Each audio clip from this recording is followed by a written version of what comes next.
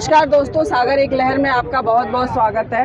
हमारे साथ एक दिल्ली के ही नागरिक हैं और आज हम बात करेंगे कि अभी जो मनीषा के साथ जो ये हरियाणा की भिवानी की रहने वाली थी, उसके साथ एक ऐसी निर्मम दुर्घटना हुई है जिसके बारे में पूरा शहर जानता है, पूरा इंडिया जानता है।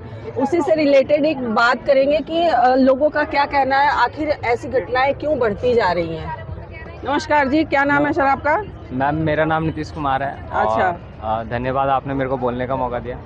क्या कहना चाहेंगे? अभी भिवानी में मनीषा के साथ रेप का कांड हुआ है, क्या कहना मैम चाहेंगे? देखिए, पहली चीज़ तो अब जिस तरीके से जो ये रेप केस हुआ है, ये मतलब ये बहुत दुखद है। और कहीं ना कहीं जो है इसमें जो है जितनी भी जो गर्ल्स हैं आज की डेट में, उन सरकारों पे सवाल उठता है कि ये सारी जो चीज़ें हो रही है वो क्यों हो रही है। क्योंकि बोला तो जाता है आज की डेट में महिलाएं सेफ़ है, लेकिन कहीं भी चले जाइए आप तो ये चीज़ है कि महिलाएं कहीं भी सेफ़ नहीं है।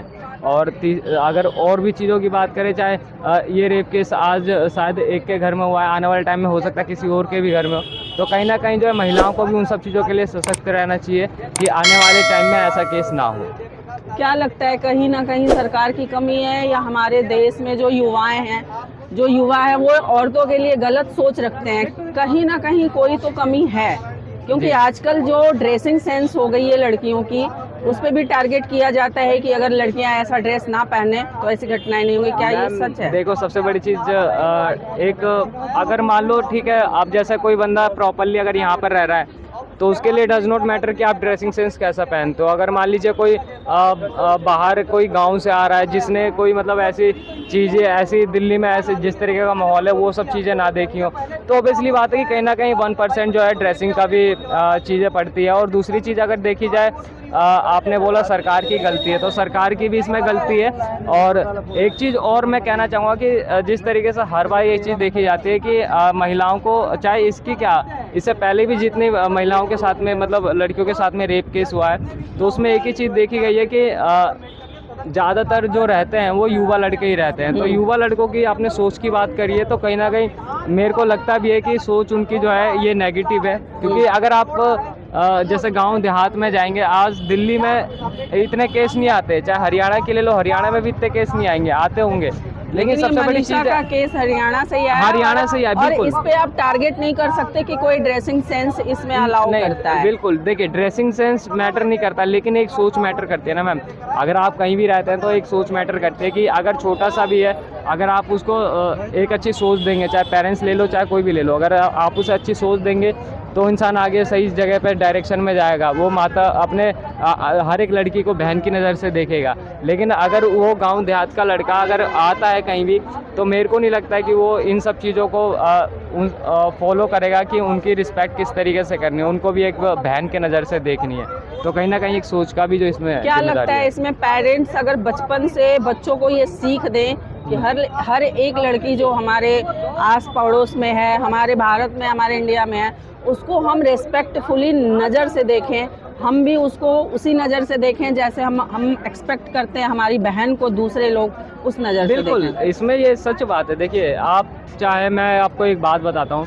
अब अगर मान लीजिए जैसे हमारे पेरेंट्स ने जो हमें संस्कार दिए, ठीक है, हमारे माता पिता ने हमें शुरू से एक बात बताई, पूजा पाठ करना है, ठीक है। और अगर जो हमारे घर में रहती थी, हम हमेशा उन्होंने बताया कि ये हमारी बहन है, तो और जो लोग हैं आस पड़ोस में जितने भी लोग हैं जिस तरीके से रहते हैं उनकी रिस्पेक्ट करना, उनको बहन के नज़र से देखना, तो ये चीज़ एक कहीं ना कहीं एक वो होती है, मानसिकता वाली बात होती है कि इंसान अपनी मानसिकता किस तरीके से रखता है। अगर आपको उसी तरीके से आपको जो है सारी चीज़ें आपको बताई जाएंगी, शुरू से ही गाइडेंस दी जाएंगी, तो मेरे को नहीं लगता है कि हर एक युवा जो है आज की डेट में किसी लड़की के ऊपर गंदी नज़र से देखेगा।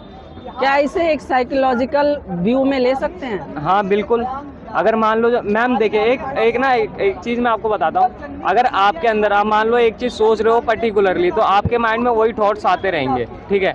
अगर आप नेगेटिव थॉट्स सोचोगे तो आपके माइंड में नेगेटिव थॉट हमेशा पलते रहेंगे और आते भी रहेंगे।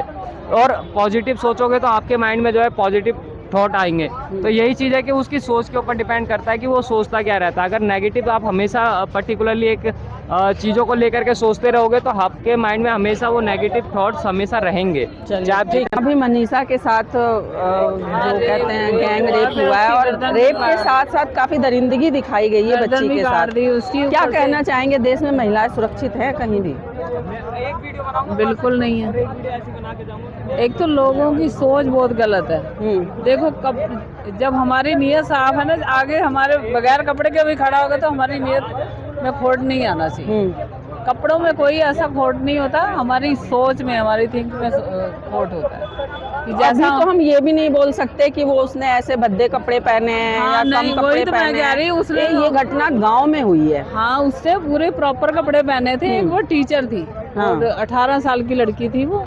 तो जैसे बच्चों को पढ़ाने जाते ही हैं तो गई थी वैसे जैसे जाते ही हैं।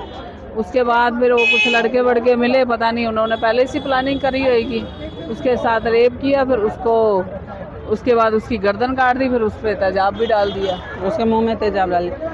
कहीं ना कहीं क्या लगता है कहाँ पे सिस्टम में कमी हो रही है? क्योंकि अभी कुछ साल पहले ही देखिए निर्भया जैसा कांड हुआ था। चलिए रेप तो करते ही हैं, दरिंदगी बहुत ज़्यादा, आखिर क्या मेंटलिटी होती है उनकी कि रेप के बाद ये ऐसा कांड करते हैं कि मतलब एक आत्मा जो होती है लड़कियों की कांप जाए। तो इसके लिए क्या बोलना चाहेंगे? क्या ये कोई साइकोलॉजिकल इनके अंदर कोई डिफेक्ट होता है कि मतलब कुछ भी मतलब सोचना ही नहीं है कि इंसान को कितना दर्द हो सकता है? वो दरअसल ये सोचते हैं कि भाई हम अपना रेप भी कर लिया, उसके बाद उसको मार भी दो तो होगा कुछ नहीं, लेकिन होता सब कुछ है, सबूत तो होता ही है। तो लेकिन ये कानून भी थोड़ा स्ट्रिक्ट होना चाहिए। वही, इसके लिए क्या लगता है कैसा कानून होना चाहिए? कानून आप और मैं भी एक महिला हैं, देखो तो कहीं ना कहीं डर तो लगता ही है। अब देखो दुबई में तो आप पता है वहाँ पे तुम बुरी नजर से देखोगे तो आंखें निकाल देते हैं, छेड़ोगे तो हाथ काट देते हैं, रेप करोगे तो सरेआम मार देते हैं। ऐसा कानून यहाँ भी होना चाहिए, इंडिया में होना चाहिए, बिल्कुल होना चाहिए। जब तक हमारा कानून सख्त नहीं होगा तब तक ये चलता ही रहेगा। ठीक है, बोलना चाहोगे अभी मनीषा वाला जो कांड हुआ है, हमारे देश में क्या सिस्टम की कमी है? लड़कियां बहुत ज़्यादा असुरक्षित महसूस कर रही हैं, क्या बोलना चाहोगे? पहली चीज़ तो यह है कि हमारे जो देश में ना सिस्टम बहुत ही गड़बड़ है कि लड़कियों के लिए एक सेफ स्पेस बनाना और क्रिएट करना बहुत इम्पोर्टेंट है।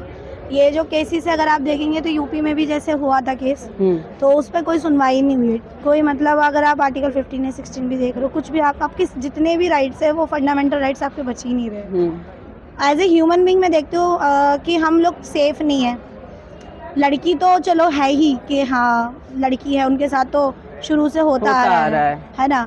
बट ये जो मुद्दे हैं ये सरकार उठाती है, लेकिन वोट के टाइम पे उठाती है। और एज ए गर्ल अगर मैं सोचती हूँ और मैं दिल्ली जैसी सड़क पे चल रही हूँ या फिर मैं कहीं भी चलती हूँ तो हमारे घर से फ़ोन आ जाते हैं कि आपको टाइम पे फ़ोन करना। देखो अभी भी मम्मी का कॉल आ गया कि बिल्कुल टाइम से आप अपने घर पहुँचो। मतलब आप जो फ्रीडम की बात करोगे, 79 ईयर्स हो चुके हैं हमें आज़ाद हुए, लेकिन अभी भी हम आज़ाद नहीं हैं। मेंटली लड़कों के दिमाग से आज़ाद नहीं अभी आज ही मैं दिल्ली मेट्रो में बैठी हुई थी, मुझे इंटेंशनली मुझे नहीं मालूम उस बंदे, वो एक कोई मूवी का सीन था जो इंटीमेट सीन था, उसने जस्ट मुझे अपना फ़ोन ऐसे घुमा के दिखा दिया। ओके, तो आप कैसे बोलोगे कि अब वो कह देगा कि मेरे तो बाय से मिस्टेकली हो गया, मैं तो नहीं दिखाना चाहता, ऐसा मेरा कोई इरादा नहीं था इस तरीके से। ये जो होते हैं साइलेंट हरेसमेंट भी हो रही है। आप इन सबको टैकल, मुझे लगता है कि हम लोग ना एक दिक्कत ये मुझे एज एक लड़की होने के नाते और एक नागरिक होने के नाते ये लगता है कि आपने एक चीज़ ये की है कि